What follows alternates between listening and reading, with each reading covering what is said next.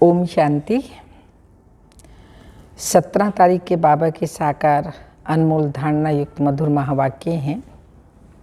मीठे बच्चे, तुम्हें भक्ति की रोचक बातों के बजाय रूहानी बातें सबको सुनानी हैं।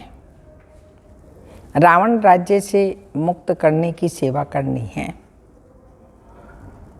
क्वेश्चन है, सेवा में सफलता प्राप्त करने के लिए मुख्य कौन सा गुण चाहिए? आंसर, निरअहंकारिता का गुण। महावीर के लिए भी दिखाते हैं, जहाँ भी सत्संग होता था वहाँ जुतियों में जाकर के बैठता था, क्योंकि उसमें देह अभिमान नहीं था,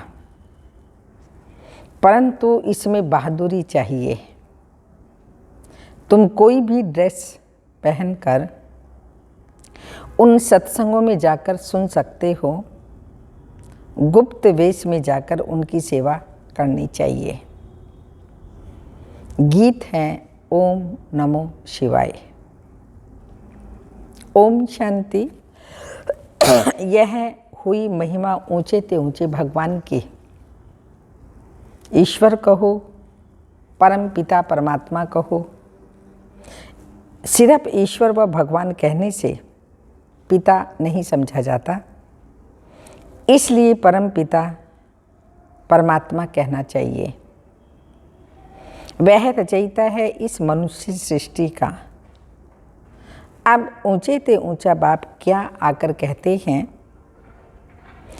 हैं कि पतित मनुष्य मुझे बुलाते हैं कि आकर हमको पावन बनाओ।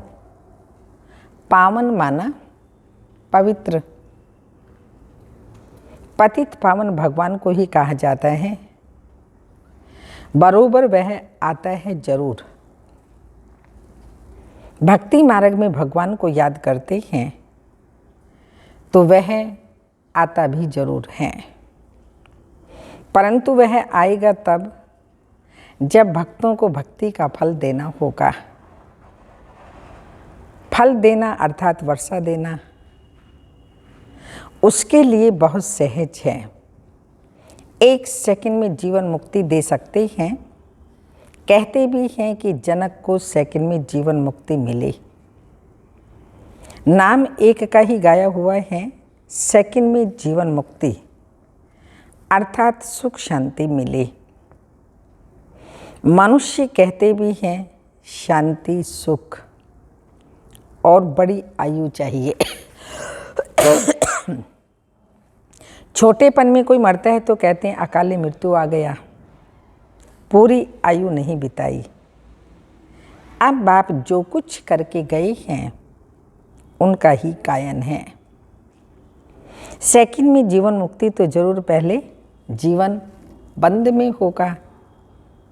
जीवन बंद कलयुग के अंत और जीवन मुक्त सतयुग के आदि को कहा जाता है। कहते हैं जनक मिसल घर गृहस्थ में रहकर जीवन मुक्ति को पाए, तो बाप समझाते हैं अक्षर ही 2 हैं, राजयोग और ज्ञान। भारत का प्राचीन राजयोग तो मशहूर है।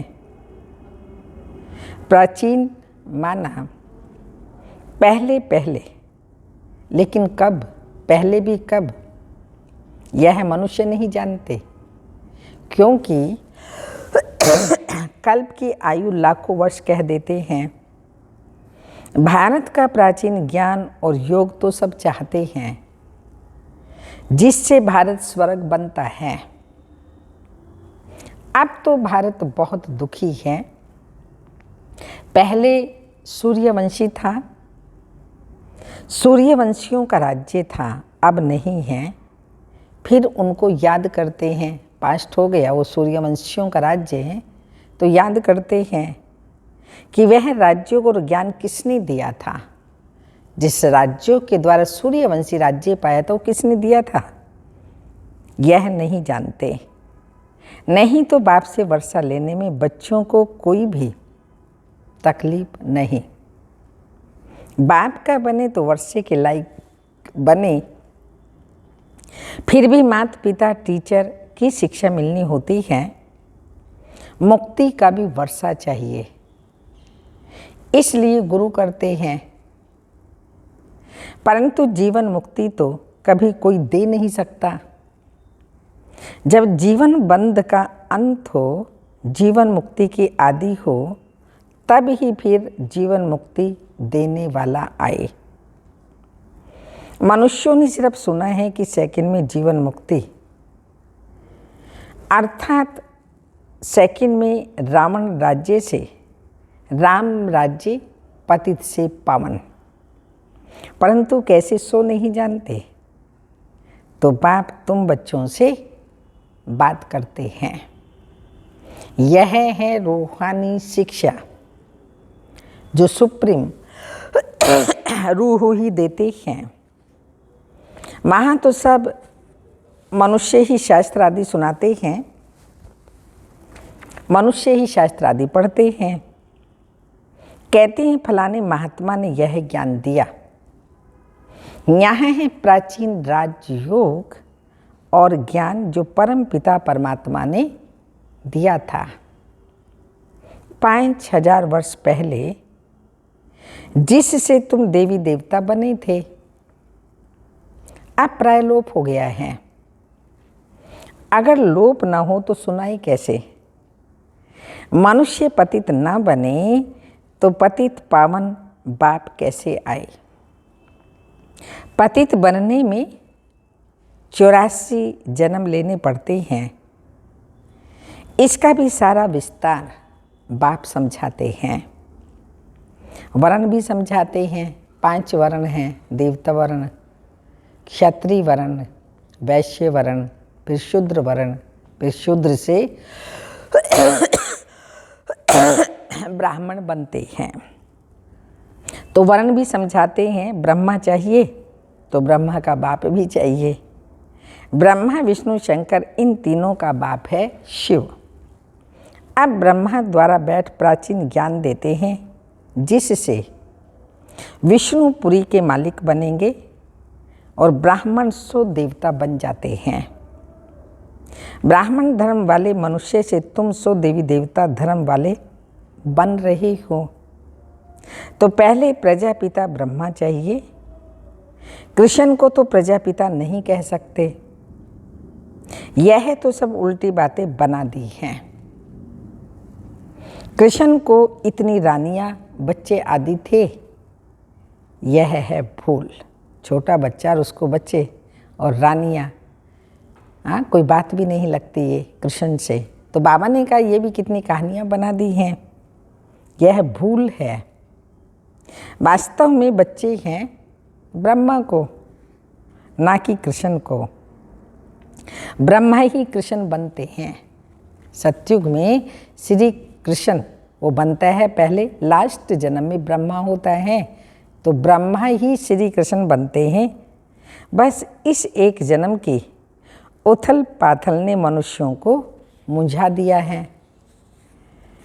गीता का भगवान कृष्ण को कह शिव को उड़ा दिया है। सब कहते हैं ब्रह्मा को 3 मुख थे, कितने मूंझ गए हैं। शिव रचयिता को तो एकदम गुम कर दिया है। रास्ता ही आकर बताते हैं कि हम कैसे देवी देवता धर्म की रचना करते हैं। ऐसे नहीं परमात्मा सृष्टि कैसे रचते हैं। परम पिता परमात्मा को बुलाते हैं कि हे पतित पावन, आकर हम पतितों को पावन बनाओ। दुनिया को ये मालूम नहीं है कि इस समय रावण का राज्य चल रहा है। रावण की बड़ी बड़ी कथाएं बैठ सुनाते हैं। इसको कहा जाता है भक्ति की रोचक बातें। और यह फिर हैं शिव बाबा जो सुनाते हैं, यह है रूहानी बातें। इस समय सब सीताएं अथवा भक्तियाँ रावण की कैद में हैं और रावण राज्य में बहुत दुखी हैं। अब सबको रावण राज्य से मुक्त करना है। अब बाप आया है, कहते हैं बच्चे तुम्हारे 84 जन्म अब पूरे हुए हैं, अब वापिस चलना है। मुझे ही बुलाते थे कि दुख हरता सुख करता आओ, यह मेरा ही नाम है। कलयुग में है अपार दुख और सतयुग में है अपार सुख। फिर से तुमको सुख का वर्षा दिलाने अर्थ फिर से तुम्हें राजयोग और ज्ञान सिखला रहा हूँ। ये पुरानी दुनिया विनाश हो जाएगी। मनुष्य तो विनाश से बहुत डरते हैं, समझते हैं ये आपस में लड़े ही नहीं तो शांति हो जाए। फिर इतने अनेक धर्मों में शांति कैसे होगी? बाप समझाते हैं, यह इतने सब धर्म जो अब हैं वह पहले नहीं थे। सतयुग में एक ही आदि सनातन देवी देवता धर्म था। त्रेता में भी वही धर्म चला। फिर द्वापर से और धर्म आने शुरू हुए और कलयुग एंड में अनेक धर्म हैं। जब एक ही धर्म था तो बरोबर सुख शांति का राज्य था। अब सब मांगते हैं मन को शांति कैसे मिले। अरे मन क्या चीज़ है, पहले इनको तो समझो। क्या चीज़ है मन? मन है आत्मा की एक शक्ति, क्योंकि आत्मा 3 शक्तियों को लिए हुए है, मन, बुद्धि और संस्कार। मन संकल्प शक्ति है और बुद्धि निर्णय देती है, और जैसे मनुष्य कर्म करता है कर्मों के अनुसार संस्कार बनते हैं। तो मनुष्य पहले ये तो समझे कि ये आत्मा की 3 सूक्ष्म शक्तियां हैं, मन, बुद्धि और संस्कार। तो यह तो समझो आत्मा में ही मन और बुद्धि है। मनुष्य की जबान बोलती है, आँख देखती है, टोटल मिलाकर कहते हैं मनुष्य दुखी है। किसी को भी समझाना बड़ा सहज है कि बाप को याद करो और वर्षे को याद करो। फिर झाड़ और ड्रामा की समझानी भी देनी पड़े। जिसके लिए यह चित्र बने हुए हैं, सिर्फ मनमना भाव कहने के लिए तो चित्र की दरकार ही नहीं है। चित्रों पर समझाने में घंटा लग जाता है। प्राचीन राजयोग भगवान ने सिखाया और फिर राजाई मिल गई। फिर कोई मनुष्य थोड़ी राजयोग सिखलाएंगे, स्वयं परमात्मा आकर के राजयोग सिखलाते हैं, मनुष्य नहीं सिखला सकता। बाप और वर्षे को याद करो तो ठीक है, परंतु यह डिटेल जब तक किसी को समझाई नहीं तब तक बुद्धि नहीं खुलेगी। सृष्टि चक्र को समझ नहीं सकेंगे। जब कोई ड्रामा देखकर आते हैं तो वह बुद्धि में आदि से अंत तक घूमता रहता है। कहने में तो सिर्फ इतना ही आएगा ना कि हम ड्रामा को देख कर के आए हैं। तुम भी कहते हो हम इस ड्रामा को जानते हैं, परंतु डिटेल तो बहुत है। बाप से सुख शांति का वर्षा मिलता है, फिर बुद्धि में चक्र भी है। तो 84 का चक्र जरूर घड़ी घड़ी याद करना है। यह ज्ञान ब्राह्मणों को ही मिलता है जो फिर देवता बनते हैं। ज्ञान योग सीख करके ब्राह्मण सो फिर देवता बनते हैं, ब्रह्मा सो विष्णु, फिर विष्णु सो ब्रह्मा। तुम जो देवी देवता थे पुनर्जन्म लेते लेते फिर आकर ब्राह्मण बने। हद का बाप तो सिर्फ उत्पत्ति पालना करते हैं, विनाश तो नहीं करेंगे। विनाश अर्थात सारी पति दुनिया ना रहे, पुरानी का विनाश और नई की स्थापना। सारे रावण राज्य का ही विनाश होना है, नहीं तो राम राज्य कैसे हो। वहाँ कभी रावण को जलाते ही नहीं, रावण होता ही नहीं सतयुग में, तो जलाएंगे कहाँ से। तो वहाँ रावण को जलाते ही नहीं। भक्ति मार्ग की कोई भी बात ज्ञान मार्ग में होती नहीं। तुम सतयुग त्रेता में प्रारब्ध भोगते हो, वह है ज्ञान की प्रारब्ध। इनको कहेंगे भक्ति की प्रारब्ध। अल्पकाल क्षण भंगुर सुख। पहले भक्ति व्यभिचारी थी, फिर व्यभिचारी होते होते बिल्कुल ही दुखी बन जाते हैं। सद्गति दाता एक बाप है। यह तो समझाना है कि बाप और वर्षे को याद करो। याद किया और स्वर्ग की बादशाही मिली, फिर नरक में कैसे आए, ये सब बातें बैठ समझाई जाती हैं। अब तुमको सारे सृष्टि चक्र के आदि मध्य अंत का पता पड़ गया है, तो इस समय तुम त्रिकालदर्शी बन रहे हो। उनको तुम कहेंगे देवताएं भी त्रिकालदर्शी नहीं थे, तो कहेंगे तब कौन थे? क्योंकि संगम युगी ब्राह्मणों को तो कोई जानते ही नहीं है। दिखाते हैं जहाँ भी सत्संग होता था तो हनुमान जाकर जुत्तियों में बैठ जाता था। अब यह बात महावीर के लिए क्यों कही गई? क्योंकि तुम बच्चों में कोई देह अभिमान तो है नहीं। समझो, सत्संग में कोई ऐसी बात निकल पड़े तो तुम कह सकते हो प्राचीन सहज राजयोग और ज्ञान से सेकंड में जीवन मुक्ति लेना है तो फलाने के पास जाओ। समझाने वाला तो बड़ा बहादुर निरअहंकारी चाहिए, जरा भी देही अभिमान ना हो। कहाँ भी जाकर बैठे टाइम मिल जाए तो बोलना चाहिए। मजबूत होगा तो भाषण आदि करेगा कि गृहस्थ व्यवहार में रहते कैसे सेकंड में जीवन मुक्ति मिल सकती है। परमपिता परमात्मा के सिवाय तो और कोई दे न सके, यह महावीर ही समझा सकते हैं। सुनने के लिए मना नहीं है। गृहस्थ व्यवहार में रहते तुम बच्चे बहुत सर्विस कर सकते हो। बोलो, राजयोग सीखना है तो ब्रह्मा कुमारियों के पास जाओ। आगे चलकर तुम्हारा नाम बाला हो जाएगा और मेजॉरिटी हो जाएगी। अभी तो थोड़े ही हैं, भगाने का नाम भी बहुत है। कृष्ण ने भगाया। अरे भगाने की तो कोई बात ही नहीं है। टीचर कब पढ़ाने के लिए भगाते हैं क्या? तो सर्विस करने वालों को तो बहुत विचार सागर मंथन करना चाहिए और बहादुर भी बनना है।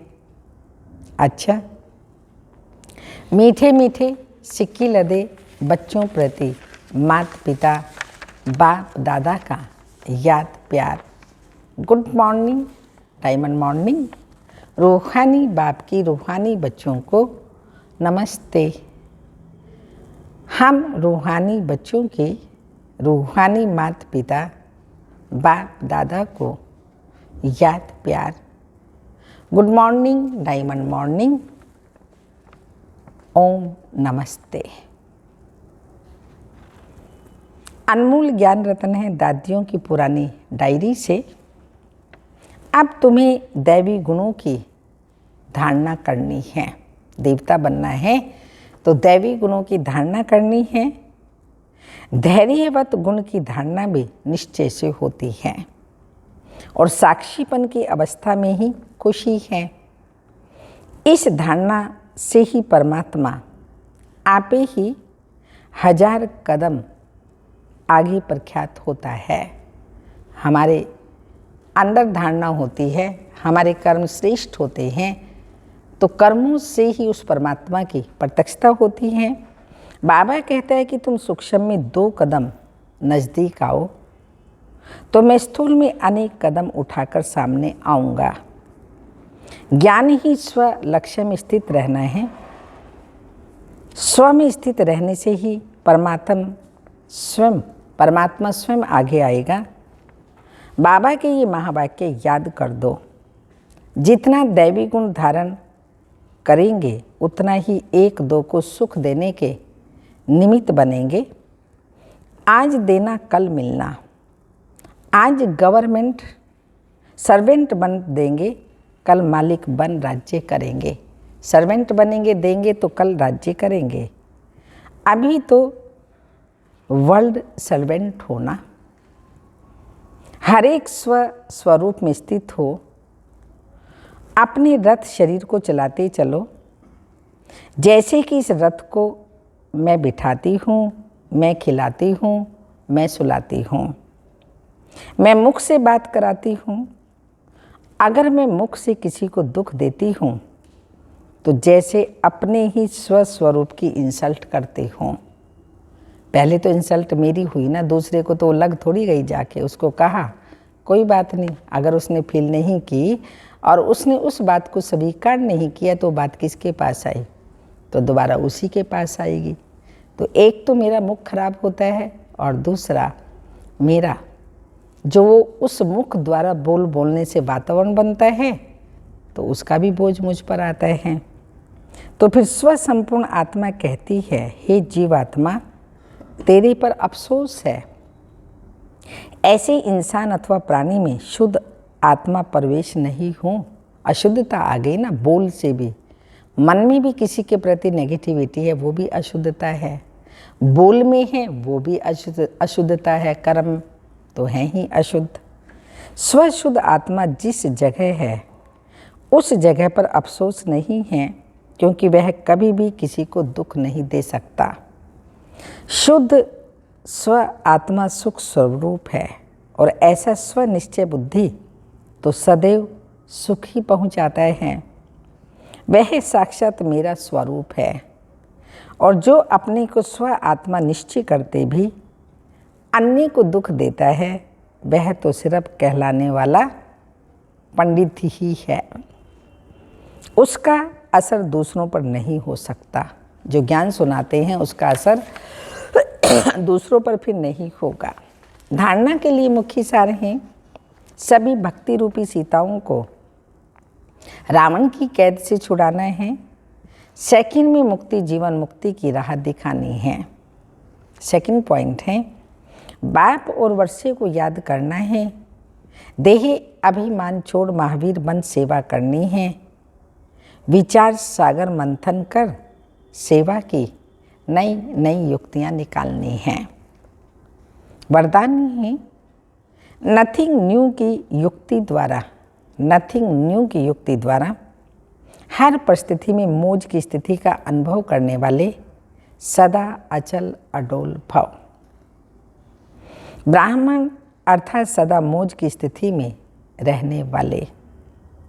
दिल में सदा स्वतः यह गीत बजता रहे, वाह बाबा वाह, और वाह मेरा भाग्य वाह, वाह बाबा वाह, वाह मेरा भाग्य वाह। दुनिया की किसी भी हलचल वाली परिस्थिति में अर्थात आश्चर्य नहीं, परिस्थिति में आश्चर्य नहीं, फुल स्टॉप। कुछ भी हो जाए, लेकिन आपके लिए नथिंग न्यू, कोई नई बात नहीं। इतनी अंदर से अचल स्थिति हो। क्या क्यों में मन मुझे नहीं, तब कहेंगे अचल अडोल आत्माएं।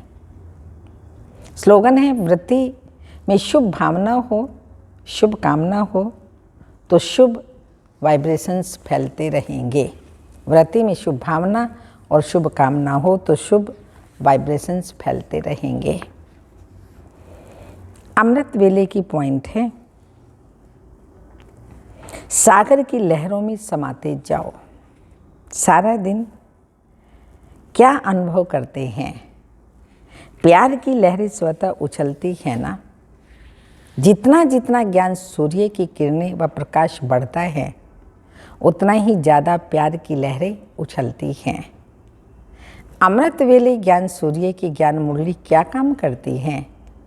खूब लहरें उछालती हैं ना। सब अनुभवी हो ना। कैसी ज्ञान की लहरें, प्रेम की लहरें, सुख की लहरें, शांति और शक्ति की लहरें उछलती हैं और उन्हीं लहरों में समा जाते हो। यही अलौकिक वर्षा प्राप्त किया है ना। यही ब्राह्मण जीवन है। लहरों में समाते समाते सागर समान बन जाएंगे। ओम शांति।